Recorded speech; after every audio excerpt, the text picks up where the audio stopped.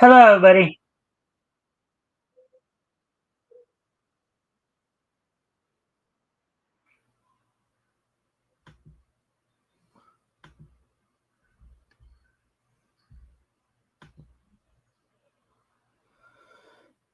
All right. Welcome to the Mikestand. Today is, of course, Friday, September 12th, 2025. Let me just.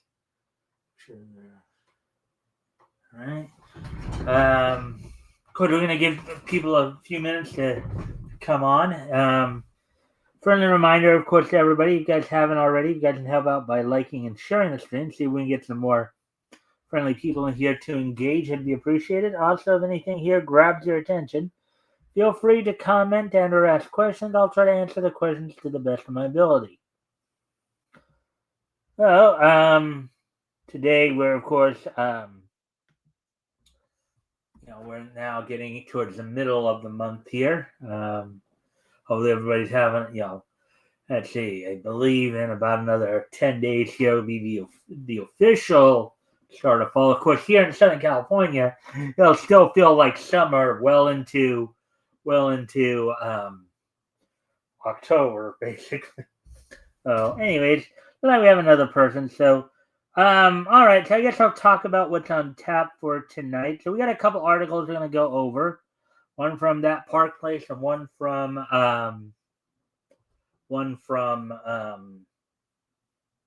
Bleeding Fool. So, Bleeding Fool.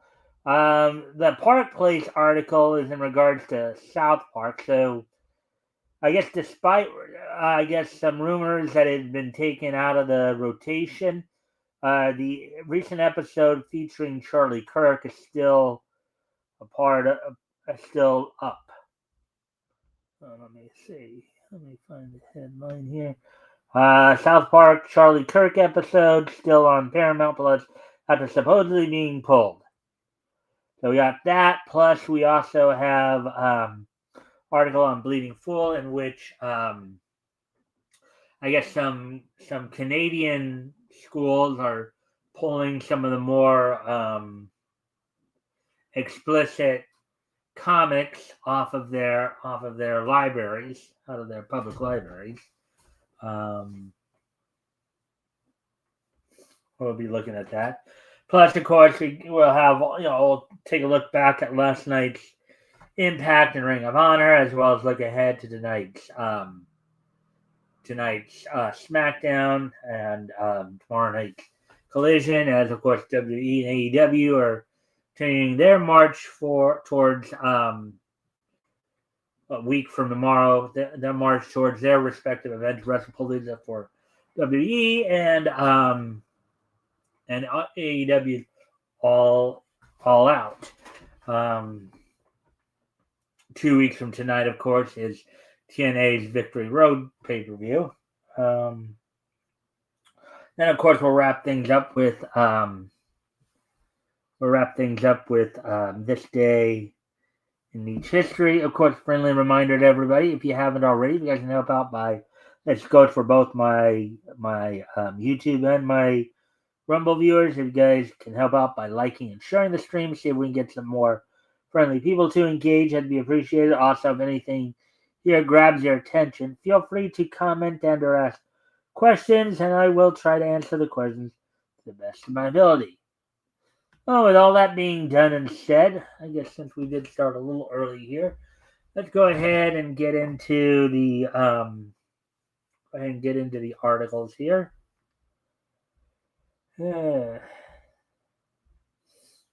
Okay, give me a sec here so I'm going to go off camera here for a quick moment to take care of something real quick.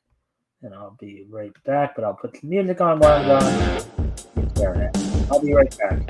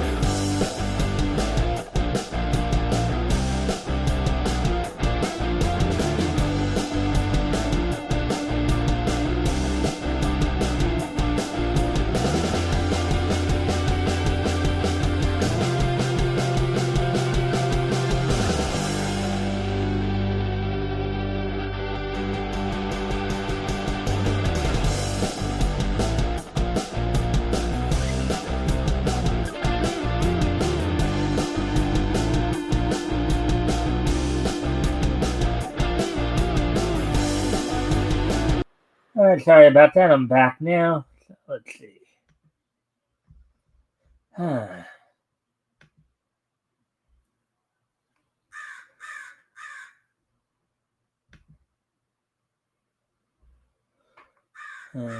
so let me just.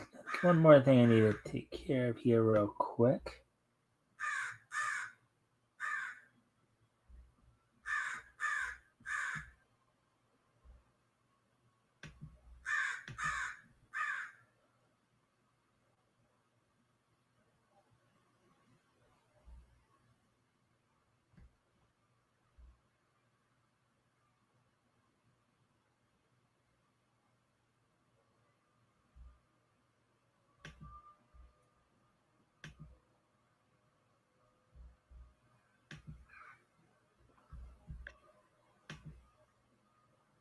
Alright, so with that. Alright, so now we're going to go ahead and get started on our on the articles. Again, if you haven't already, you guys can help out by liking and sharing the stream, see if we get some more friendly people to engage. That'd be appreciated. Also, if anything here grabs your attention, feel free to comment and or ask questions. I'll try to answer the questions to the best of my ability. So now, as we now get into, of course, the first article of the night, of the two that we're going to be going over here. All right, apparently I gotta.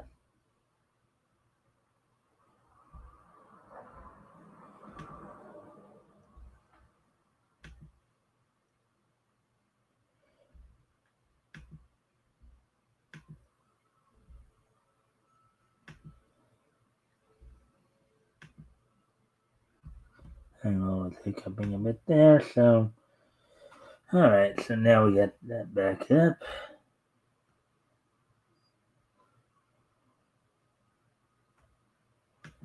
All right, so let's go ahead and get started with. Let's get into this article. This first article we're going to do tonight. So, South Park Charlie Kirk episode still on Paramount Plus after supposedly being pulled. Article posted yesterday, September 11, 2025, by Marvin Montanero. So let's go ahead and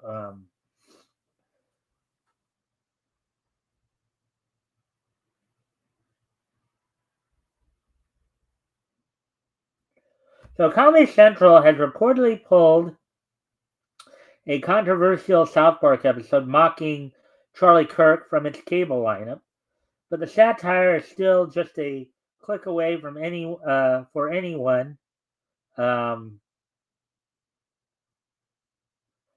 with a Paramount subscription. So it's being pulled from the cable broadcast, but you can still get it if you are subscribed. That's what they're saying here. The episode titled "Got a Nut" aired in August as part of season 27 and drew heavy fire for lampooning Kirk through a parody version of Eric Cartman. Yet, even after Kirk's assassination this week at Utah Valley University, the network has only gone halfway, removing the episode from its nightly TV rotation while quietly keeping it up on streaming. So you can still watch it if you stream it. If you know it's still available if you want to get the streaming, but it's just out of the cable rotation. Excuse me one more time. I gotta go off camera one more time. I'm sorry. I'll be right back. But I will put some music on while I'm done. I'll be right back.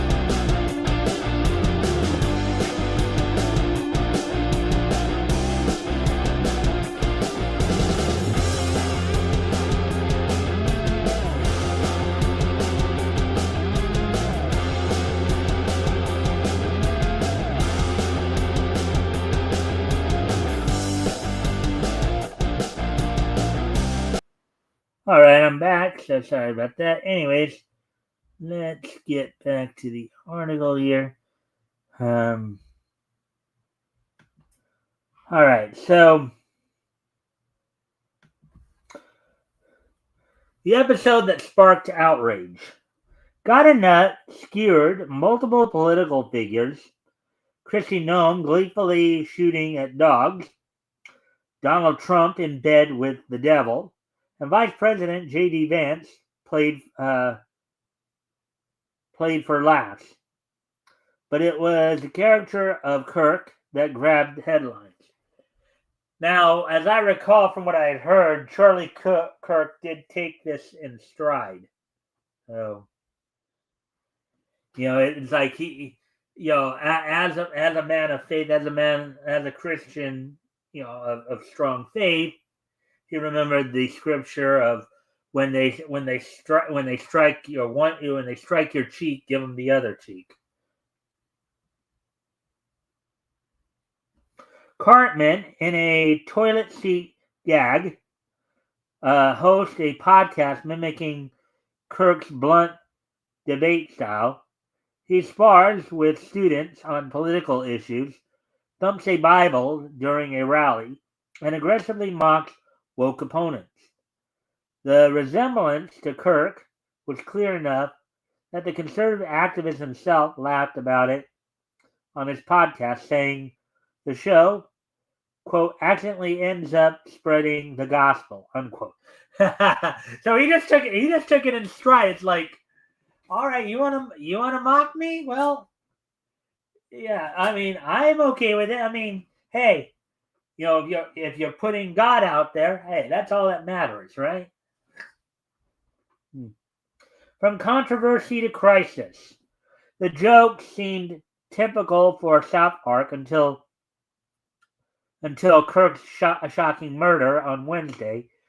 He was killed by a gunshot to the neck while taking questions at UVU, leaving behind his wife, Erica, and 2 young children.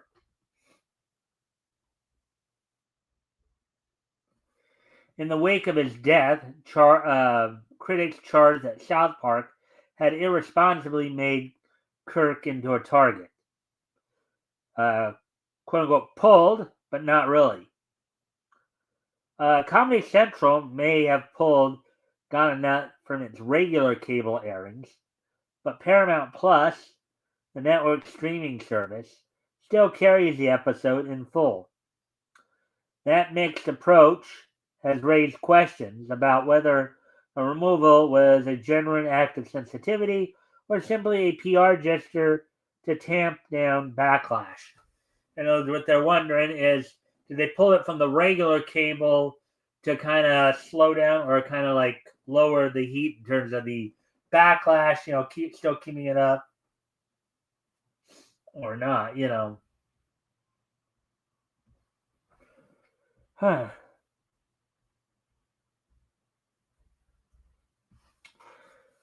The optics matter. By keeping the episode online, Viacom CBS continues to profit off of the very satire critics claim is dangerous, while publicly signaling they've quote unquote taken action by scrubbing it from cable. For fans and detractors alike, the inconsistency is impossible to ignore.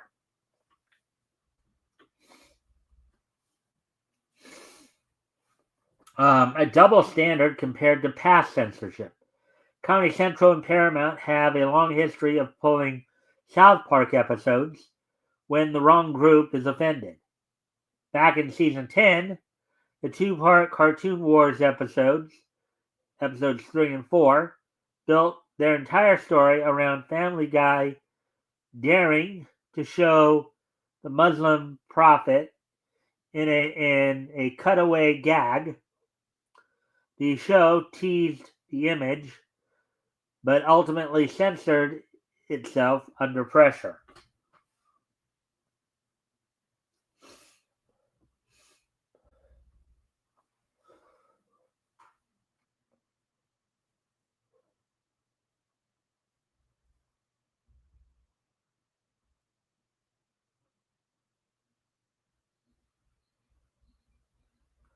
Fast forward to the show's 200th and 201st episodes, which again toyed with depicting Muhammad, this time as part of a broader storyline, bringing back many of the series' past villains. Once again, executives intervened. Not only did they censor portions of the broadcast, but they eventually wiped all 4 episodes, Cartoon Wars Part 1 and 2, and 200 and 201, from both cable reruns and all streaming platforms. To this day, those episodes remain absent from Paramount Plus, despite being part of the show's official history.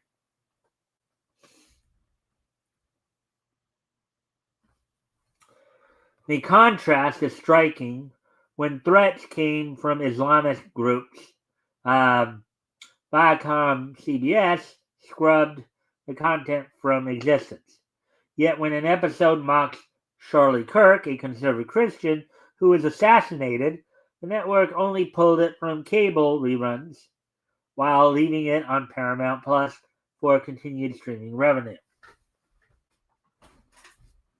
Yeah, I think the people would point out kind of the hypocrisy there. Double standard. Paramount's half measure. Charlie Kirk's death was a national tragedy that exposed bitter divides in America. For South Park, a show that has long thrived on skewering both left and right, the timing of this particular episode has turned satire into scandal. I like how this guy's use of words here. Some pretty interesting, biting commentary here, to say the least.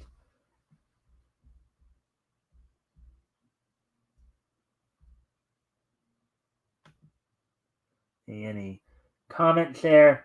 Again, feel free to comment and or ask questions. I'll try to answer the best of my ability. And of course, if you haven't already, you guys can help out by liking and sharing the stream. See if we can get some more friendly people to engage. That'd be appreciated.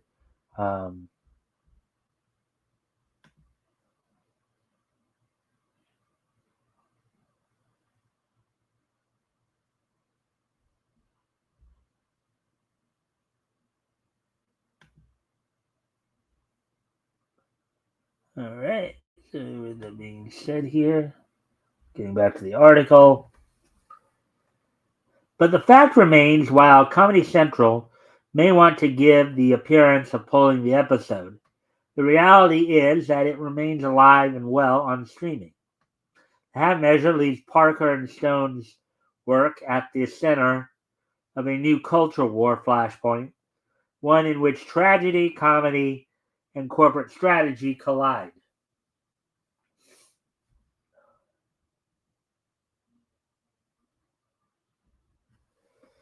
How do you feel about Paramount leaving Charlie Kirk South Park episode up on Paramount Plus? Sound off in the comments below. Okay, so.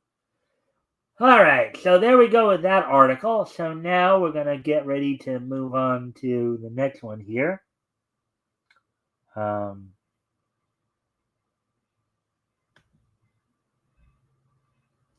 Going back over to Pleading Fool.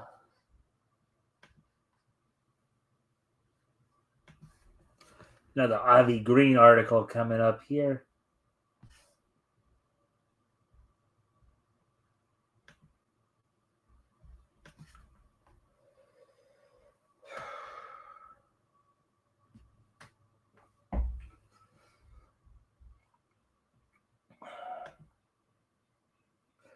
Again, on both my Rumble and YouTube channels, if you guys haven't already, if you guys can help out by liking and sharing the stream, see if we can get some more friendly people to engage, that'd be appreciated. Also, if anything here grabs your attention, feel free to comment and or ask questions, and I will try to answer the questions to the best of my ability.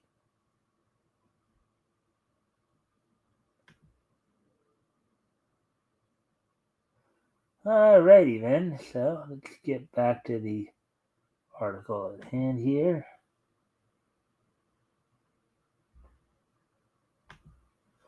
All right, so Canadian schools removing explicit comics from public school libraries. Article by Avi Green, published earlier today. So let's get into it. Archie versus the Army of Darkness. Archie Comics and Dynamite. All right, so starting off with Avi here. They've decidedly been there's decidedly been far too many pointless combinations of various comic properties of recent, and the following news from Comic Book Club Live makes clear Archie's still going miles out of their way to emphasize the horror genre, and we know that of course Avi is not a big fan of this. He's made that point abundantly clear. So to the Comic Book Plus article, I guess, let's see, or Comic Book Club Live article here is from what he's referencing. RG Comics is in a crossover renaissance thanks to the one-shot Archie Meets Jay and Silent Bob, which introduced the Riverdale teens to Kevin Smith's creations. And Archie versus Minor Threats, a currently running miniseries pitting them against Patton Oswalt and Jordan Blum's C-tier villains. Well, get ready for the hat trick, as Archie and Dynamite have announced an upcoming crossover between Archie and the Army of Darkness. This isn't the first time the two publishers have crossed over. Previously, they released a 12-issue long crossover between Betty and Veronica and Red Sonja and Vampirella. And while there were no further details released about the upcoming crossover, including creative team on the book, issue count, release date, or even the actual title, Dynamite does promise that this is, quote, the first in a series of crossovers, unquote, calling it, quote, part of a new multi-title deal for a slate of blockbuster pop culture collaborations, unquote. This also comes at an interesting time for both publishers. While Dynamite is reportedly struggling thanks to the ongoing situation with the bankrupt Diamond Comics distributors, Archie Comics has also reportedly been seeing some issues, including declining release of their classic digest editions. However, things seem to be turning around, as Archie recently announced a movie adaptation from writer Tom King, and there's a rumored Disney Plus adaptation of Afterlife with Archie as well. So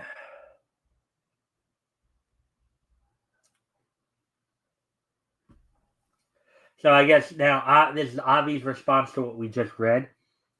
It makes little difference whether Army of Darkness is based on the Sam Raimi film, which was a form of horror comedy.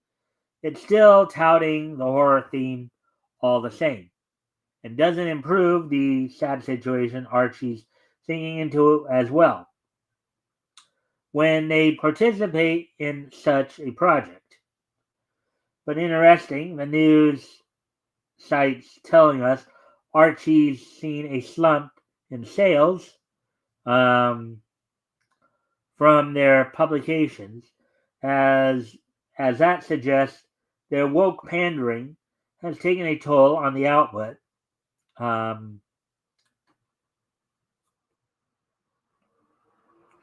And who knows?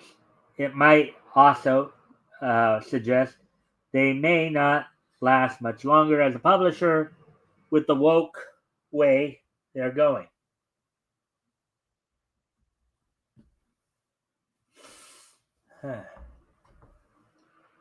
Interestingly enough, this article also notes that Canadian schools in the Alberta province are removing books, including graphic novels, considered sexually explicit And for this, they actually complain about alleged censorship.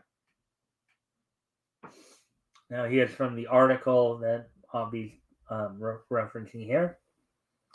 In the latest case of mass book banning, Edmonton Public Schools in Canada will reportedly remove 200 books, including several graphic novels.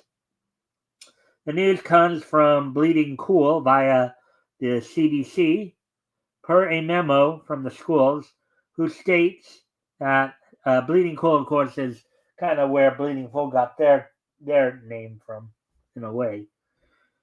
Quote, following a division review process, the following books have been identified as containing explicit sexual content, parentheses, as usual with these sorts of bans, beyond young adult books by John Green, classics like The Handmaid's Tale, Brave New World, I Know Why the Caged Bird Sings, and Perks of Being a Wallflower, all being pulled. The books also contain a fair amount of LGBTQ plus subject matter branded as quote unquote sexual content.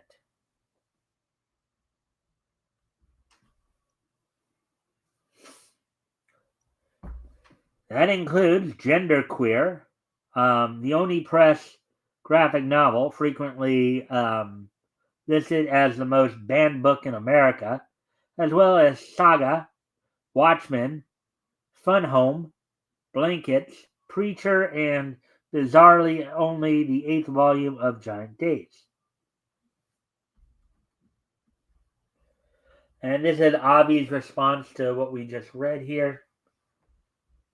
Let's see if there's anybody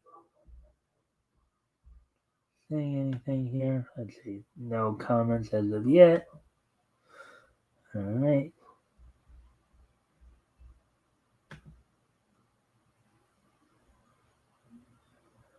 All right.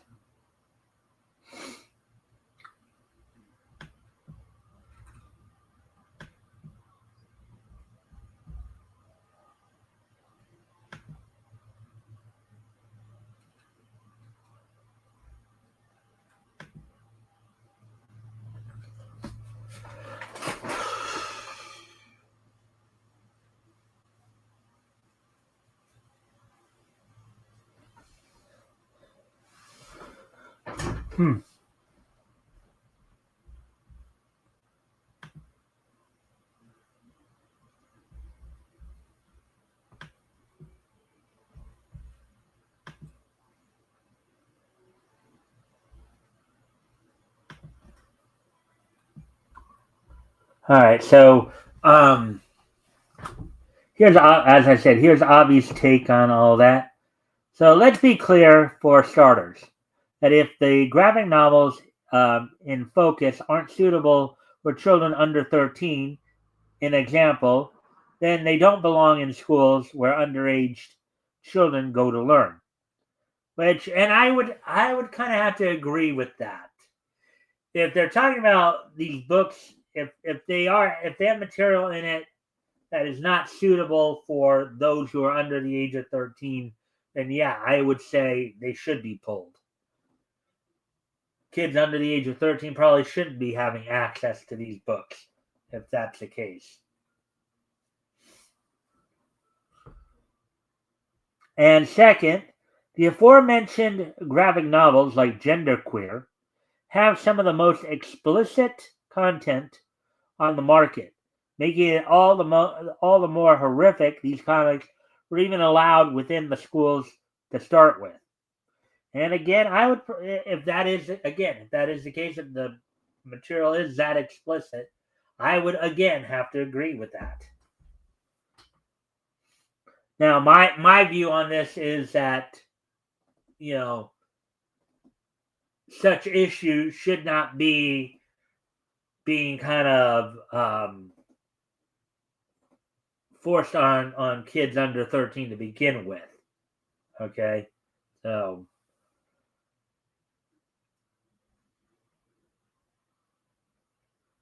let's see. And Comic Book Club actually thinks this is okay in every way, shape, and form for schools with underage children? Wait, do they believe that only LGBT content should get a free pass? It's regrettable there seems to be a certain segment in society that thinks homosexuality is better for children than heterosexuality. Which, in a way, based on that statement, it doesn't really make much sense because you can't, you can't procreate through homosexual means. Okay, you can't procreate. I mean, you basically, if everybody was to become homosexual, we'd probably die out in a generation or two. Because that's, taking all the religious aspect out of it for a moment. Let's just look at the pure science of it, right? The pure reproductive science. You cannot procreate through homosexual means. In other words, you can't get a baby from two guys engaging with each other or two women engaging with each other. A man and a woman have to engage with each other in order to bring a child into this world. That's a fact.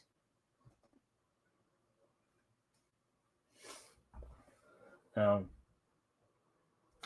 guess boys and girls shouldn't be falling in love with each other, huh?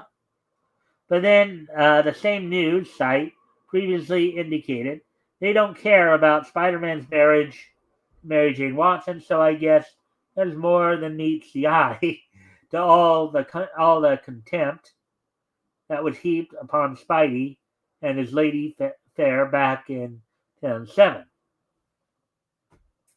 So yeah, this is Avi's response to all of this.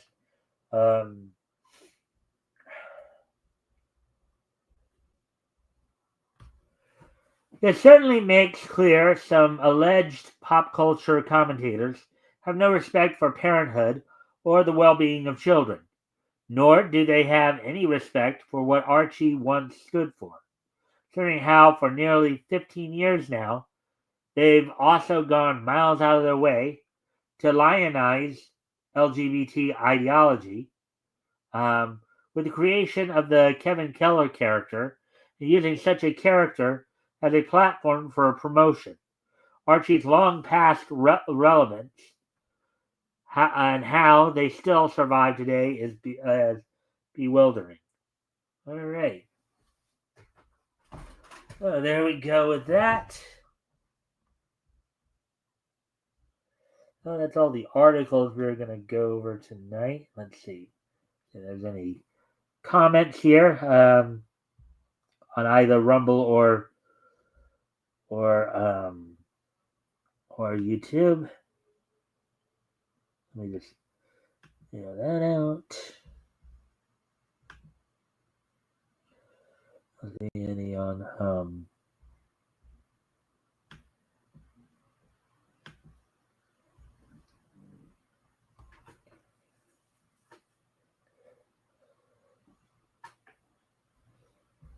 all right.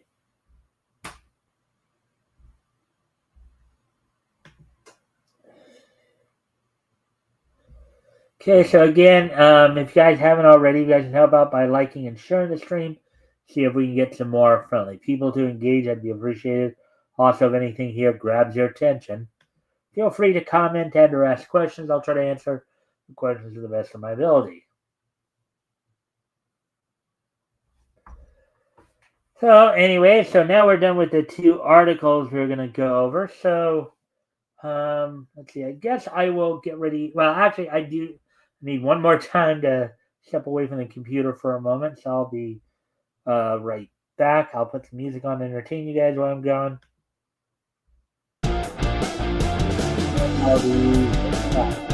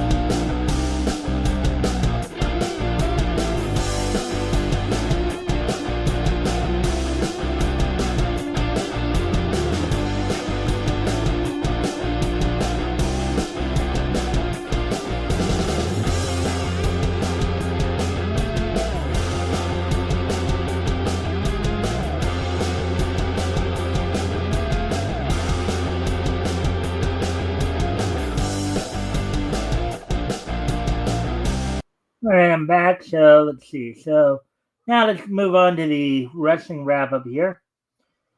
Let's take a look back at last night's. Talk about what on last night's Impact and Ring of Honor if they have that information up, and we'll look ahead to tonight's SmackDown and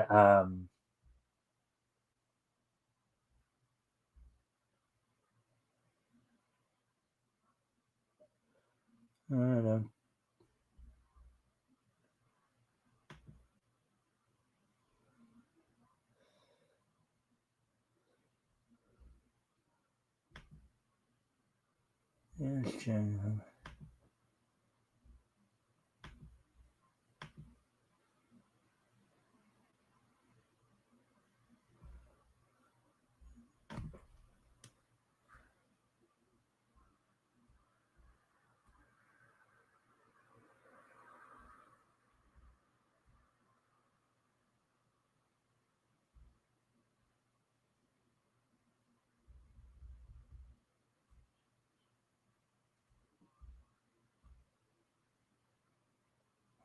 So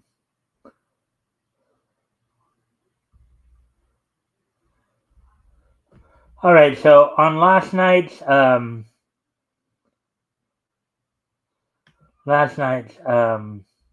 Impact with, of course, Tom Hannafan and Matthew Ringwald on commentary. Also joined it at points by Shaf Ali and Leon Slater, coming from the Armory in Minneapolis, Minnesota. The opening match saw Moose defeat AJ Francis in 9:25. Also, Joe Hendry defeated Travis Williams of the Northern Armory.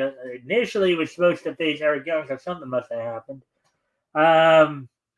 In a number one contendership four-way match to determine the next challenger to Leon Slater's X Division title. Myron Reed outlasted Jake something and his other Rascals teammates of Trey Miguel and Larry Wentz to earn a title shot there. Heather by Elegance defeated Jessie McKay in a one-on-one match. Then I guess Cassie Lee defeated M by Elegance, and I guess an impromptu challenge. Then an MS defeated the System in the main event of the evening. So that all happened on Impact. So now let's go ahead and take a look at what happened on Ring of Honor Club, if I can find that. There is something to be said on that.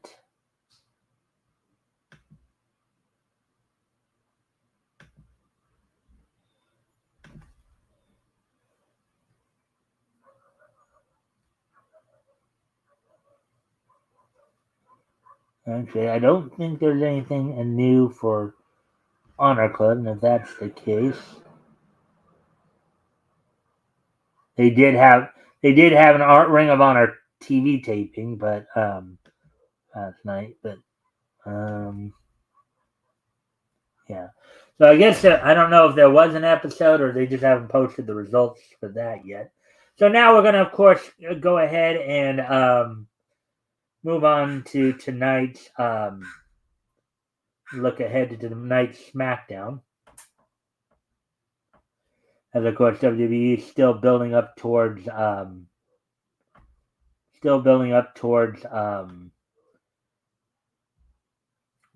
next Saturday's WrestlePalooza, as basically it was reported today that WWE is in fact all in on trying to crush AEW with these counter programming attacks, where they're basically going to be trying to and of course next week's WrestlePalooza will be on ESPN. They'll become the new ESPN partner, or ESPN will become their new partner.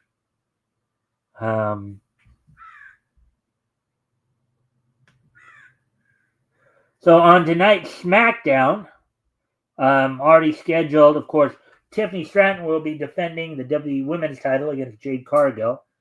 And Randy Orton will be taking on Drew McIntyre in a one-on-one match. It's still yet to be determined, but there are some rumors flying around that Cody Rhodes will probably be defending the WWE title or the Undisputed title at WrestlePalooza, either against Drew McIntyre or against Drew and Randy Orton, a triple threat match. Those are some of the rumors going around. We don't have anything confirmed yet, but that would probably be confirmed afterwards. Also, in some other news that I just saw just now, through their partnership with AAA, WWE is actually holding an event in Las Vegas, a World Collide event, World Collide 2025 Las Vegas, which will air on YouTube tonight from the Cox Pavilion at Thomas and Mack Center in Las Vegas, Nevada. Already signed for the night in an 8-man tag team match.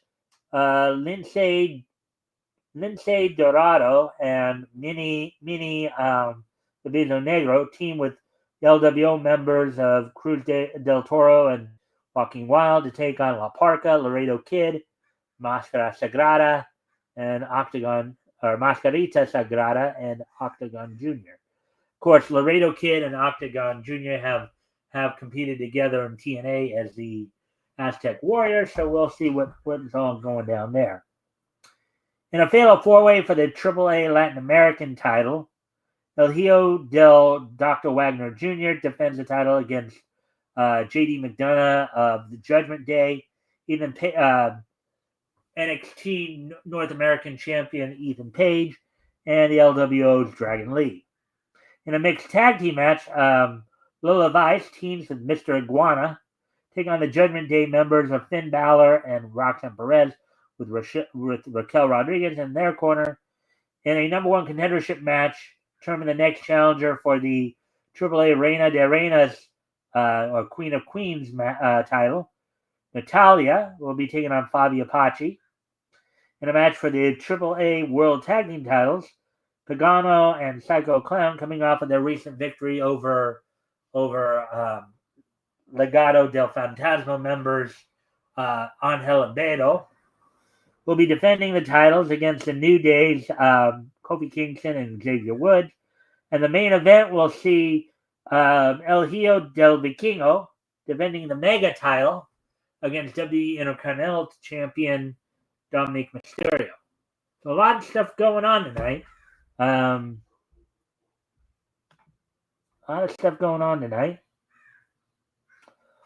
So let's also take a quick peek at what's going down for tomorrow night on Collision, as of course AEW is building towards their All Out pay-per-view next Saturday in Toronto. Let me go grab that.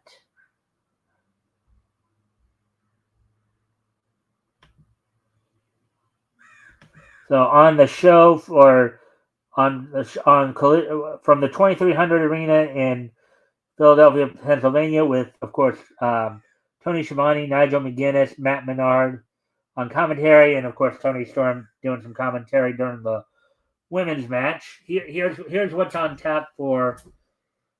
So in an eliminator match for the AEW Unified title, this will be determine who will be the next challenger to the Unified Championship.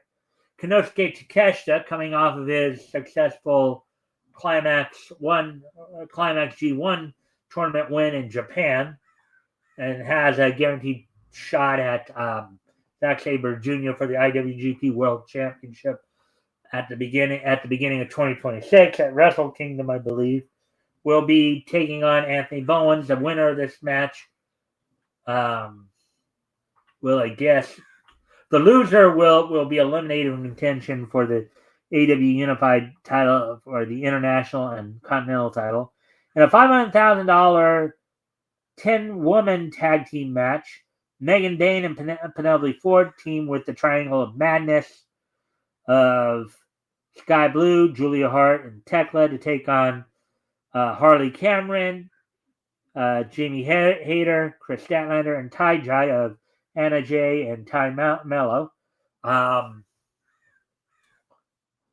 KJ.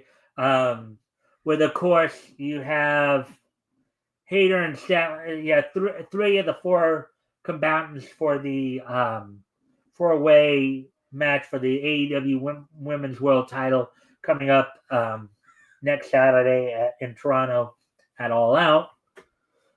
Big Bill is set to take on Max Caster.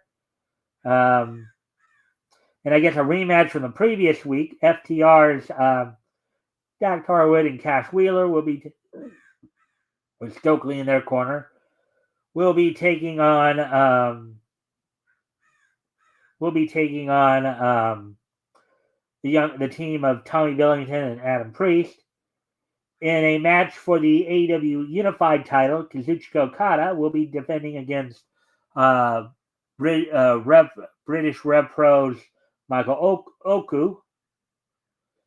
And in the main event set for the team of Paragon of Kyle Riley and Roderick Strong, taking on the Death Riders, Daniel Garcia, and so I guess Daniel Garcia has joined the Death Riders. I think I did hear. I haven't had a chance to look at the highlights of AEW's Dynamite yet, so I don't know what actually all went down as of yet. So that part I did not know. But that's all that we have to look forward to coming up and what's been going on. So that's it for the wrestling wrap-up. So now with that being said, today is Friday, September 12th, 2025. So why don't we go ahead and take a look back at this day in Nietzsche history. History! So let me just review some things here real quick before I start pulling stuff up. 2001, 2005, 2015, and 2010. All right.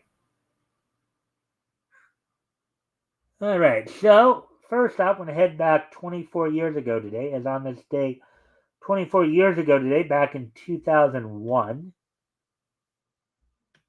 This date in 2001.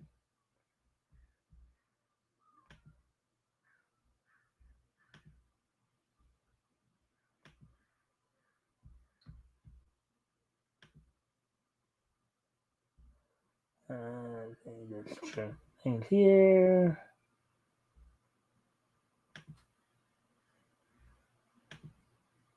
All right, on this date in the year 2001, the 270th issue of Cerebus from Aardvark-Vanheim went on sale on this date back in 2001. It sold for $225 with 32 pages, with of course the story Cerebus, if Cerebus still be bound, and Faith. Let's see. Cerebus be bound, written, drawn, and lettered by Dave Sim. With Dave Sim being the artist on the cover. And then Faith. Let's see what Faith, written and drawn by William Knapp. So the 270th issue of Cerebus from Aardvark-Vanheim went on sale on this date back in 2001, 24 years ago today.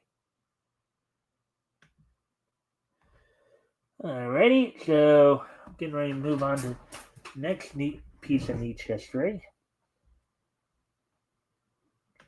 As of course we move ahead to the year 2005. And on this date in the year 2005, 20 years ago today,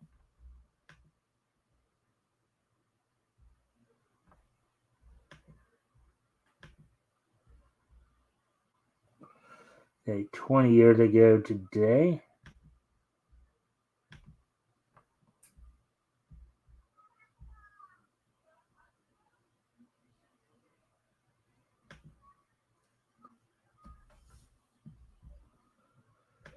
WWE held its Monday Night Raw event from the Alltel Arena in North Little Rock, Arkansas. This was the Go Home Raw before that year's Unforgiven pay-per-view. Let's see. The show started off with Edge and Big Show in a one-on-one match ending in a no contest, which after just over 2.5 minutes, which eventually led to a tag team match in which Edge and Snitsky took on Matt Hardy and defeated Matt Hardy and Big Show. Shelton Benjamin defeated Kerwin White, but he had 2 DQs in a row in which Benjamin defeated Kerwin White via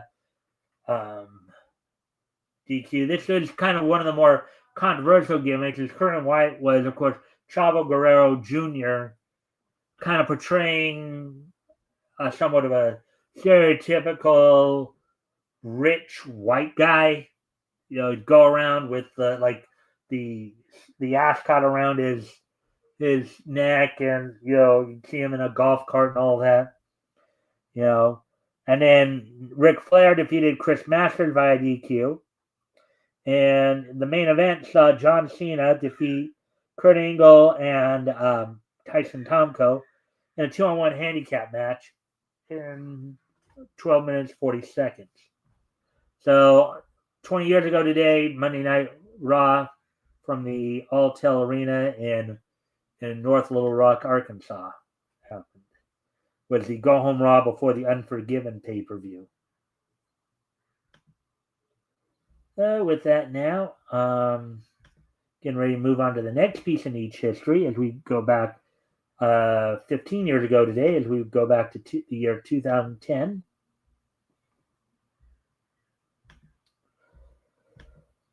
On this date in the year 2010, Sunrise's Battle Spirits Brave premiered on Japanese television on this date back in 2010. On this date back in 2010, and it lasted for a full year. Sunrise's Battle Spirits Brave premiered on Japanese television on this date back in 2005.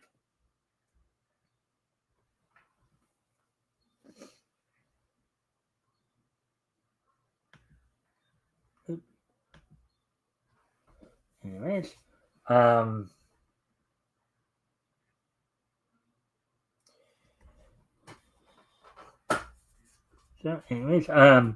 now on to our last piece of niche history here. We head to the year 2015, 10 years ago today. On this date, 10 years ago today, premiering on Disney Junior.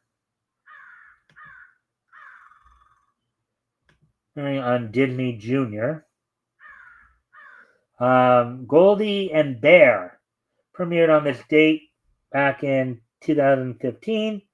Goldie and Bear is an American animated fantasy children's television series created by Jorge Aguirre for Disney Junior. The series is produced by Mark Barn Entertainment and Time and Titmouse Inc. In its first and second season, respectively, inspired by the fairy tale Goldilocks and Three Bears. The show focuses on Goldie and Bear, who become best friends following an incident at his house. So, let's see. The show is created to preserve children's memories of classic fairy tales and characters. Its episodes try to pay homage to the original fairy tales and nursery rhymes while giving additional insight into their storyline and underlying meanings. So, all right, so that's as much information as we need for this particular situation. All right, so with that, I thank everybody for being here tonight. Hope everybody enjoyed the show. Of course, we'll be back here on Sunday with more neat with we'll be back here on Sunday as RJ Carter will be joining me. We'll be taking another trip down Comics History Lane.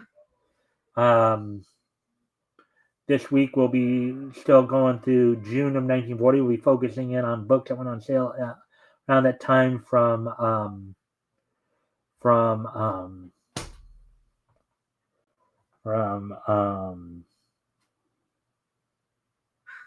Novelty Press. And then, of course, we're back here on Monday with more Niche News. Let me see. Of course,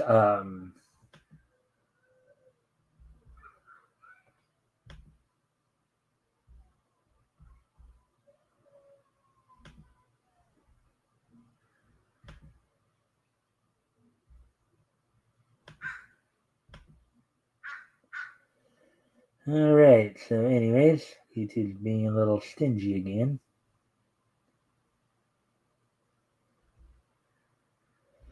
All right. So, anyways, with that, I thank everybody for being here. And I hope to see everybody back here on Sunday. Bye.